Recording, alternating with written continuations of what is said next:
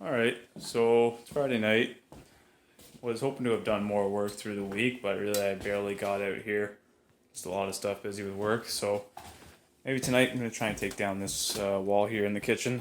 You can see I've got all the cupboards and everything kind of out of the way. Probably should have plugged up that drain there, but I don't really smell any sewer gas now, so we should be good.